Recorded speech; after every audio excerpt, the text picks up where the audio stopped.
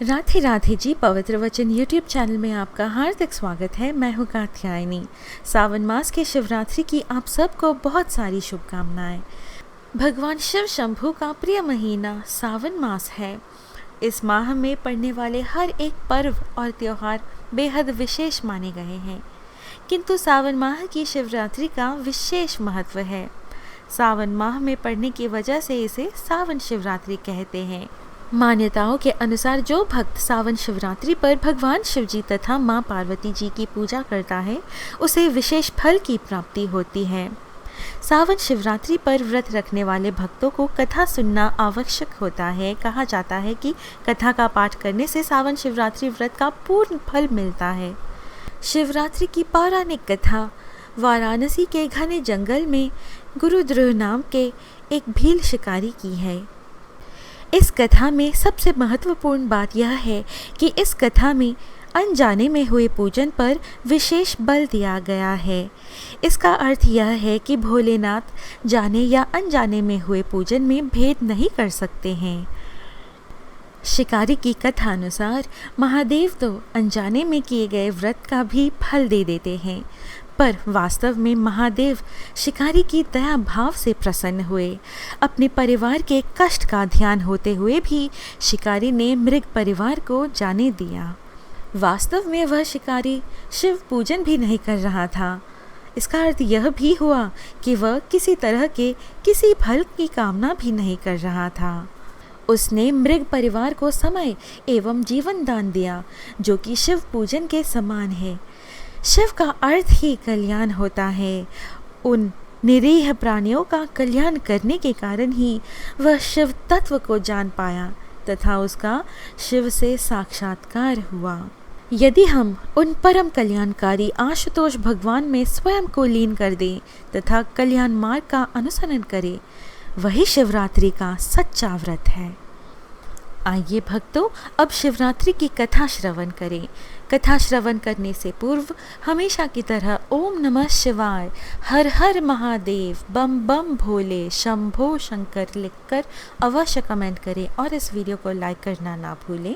यदि आपने अभी तक हमारे चैनल को सब्सक्राइब नहीं किया है तो अभी सब्सक्राइब कर दें। पूर्व काल में चित्रभानु नामक एक शिकारी था। जानवरों की हत्या करके वह अपने परिवार को पालता था। वह एक साहूकार का कर्जदार था, लेकिन उसका ऋण समय पर ना चुका सका। क्रोधित साहूकार ने शिकारी को शिव मठ में बंदी बना लिया। संयोग से उस दिन शिवरात्रि थी। शिकारी ध्यान मग्न होकर शिव संबंधी धार्मिक बातें सुनता रहा। चतुर्दशी को उसने शिवरात्रि व्रत की कथा भी सुनी। शाम होते ही साहूकार ने उसे अपने पास बुलाया और ऋण चुकाने के विषय में बात की। शिकारी अगले दिन सारा ऋण लौटा देने का वचन देकर बंधन से छूट गया। अपनी दिनचर्या की भांति वह जंगल में शिकार के लिए निकला, लेकिन दिन भर बंदी गृह में रहने के कारण भूख प्यास से व्याकुल था। शिकार खोजता हुआ वह बहुत दूर निकल गया। सूर्यास्त होने पर उसने विचार किया कि रात जंगल में ही बितानी पड़ेगी। वह एक जलाशय के समीप गया और वहां एक घाट के किनारे एक पेड़ पर थोड़ा सा जल पीने के लिए लेकर चढ़ गया, क्योंकि उसे पूरी आशा थी कि कोई ना कोई प्राणी अपनी प्यास बुझाने के लिए वहां अवश्य आएगा। बिल्व वृक्ष के नीचे शिवलिंग था, जो सूखे बिल्व पत्रों से ढके होने के कारण दिखाई नहीं दे रहा था। शिकारी को उसका पता ना चला। पड़ाव बनाते समय उसने जो टहनियाँ तोड़ी, वे संयोग से शिवलिंग पर गिरती चली गई। इस प्रकार दिन भर भूखे प्यासे शिकारी का व्रत भी हो गया और शिवलिंग पर बिल्व पत्र भी चढ़ गए। रात का पहला प्रहर बीतने से पहले एक गर्भिणी हिरनी वहां पर पानी पीने के लिए आई। उसे देखते ही शिकारी ने अपने धनुष पर बाण साधा। ऐसा करने में उसके हाथ के धक्के से कुछ पत्ते एवं जल की कुछ बूंदें नीचे बने शिवलिंग पर गिरी और अनजाने में ही शिकारी की पहले प्रहर की पूजा हो गई। शिकारी ने धनुष पर तीर चढ़ाकर ज्यों ही प्रत्यंचा खींची, हिरनी ने पत्तों की खड़खड़ाहट सुनी तो घबरा कर ऊपर की ओर देखा और भयभीत होकर शिकारी से कांपते हुए स्वर में बोली, मैं गर्भिणी हूँ, शीघ्र ही प्रसव करूँगी। तुम एक साथ 2 जीवों की हत्या करोगे, जो ठीक नहीं है। मैं बच्चों को जन्म देकर शीघ्र ही तुम्हारे समक्ष प्रस्तुत हो जाऊंगी। शिकारी को उसकी बात का विश्वास नहीं हो रहा था। उसने फिर से शिकारी को यह कहते हुए अपनी बात का भरोसा करवाया कि जैसे सत्य पर ही धरती टिकी है, समुद्र मर्यादा में रहता है और झरनों से जल धाराएं गिरा करती हैं, वैसे ही वह भी सत्य बोल रही हैं। क्रूर होने के बावजूद भी शिकारी को उस पर दया आ गई और उसने जल्दी लौटना कहकर उस हिरनी को जाने दिया। शिकारी ने प्रत्यंचा ढीली कर दी और हिरनी जंगल झाड़ियों में लुप्त हो गई। प्रत्यंचा चढ़ाने तथा ढीली करने के वक्त कुछ बिल्वपत्र अनायास ही टूटकर शिवलिंग पर गिर गए। इस प्रकार उससे अनजाने में ही प्रथम प्रहर का पूजन भी संपन्न हो गया। कुछ ही देर बाद एक और हिरनी उधर से निकली। शिकारी सावधान हो गया। शिकारी की प्रसन्नता का ठिकाना ना रहा।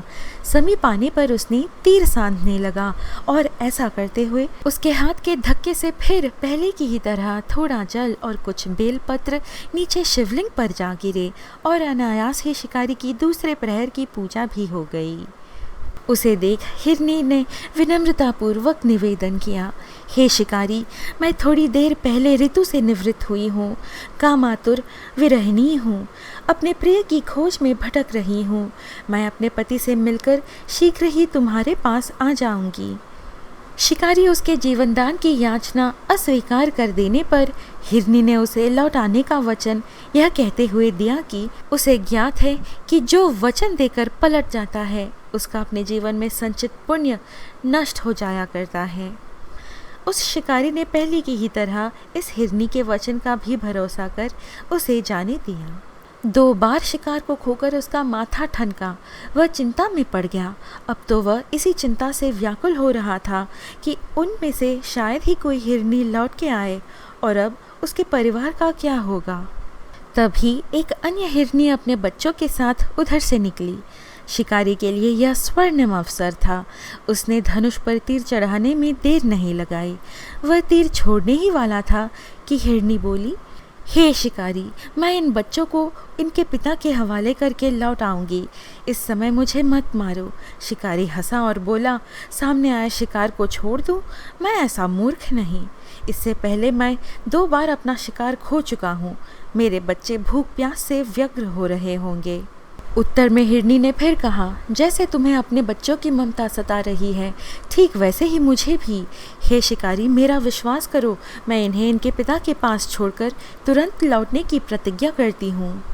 हिरनी का दीन स्वर सुनकर शिकारी को उस पर दया आ गई। उसने उस मृगी को भी जाने दिया। शिकार के अभाव में तथा भूख प्यास से व्याकुल शिकारी अनजाने में ही बेल वृक्ष पर बैठा बेल पत्र तोड़ तोड़ कर नीचे फेंकता जा रहा था।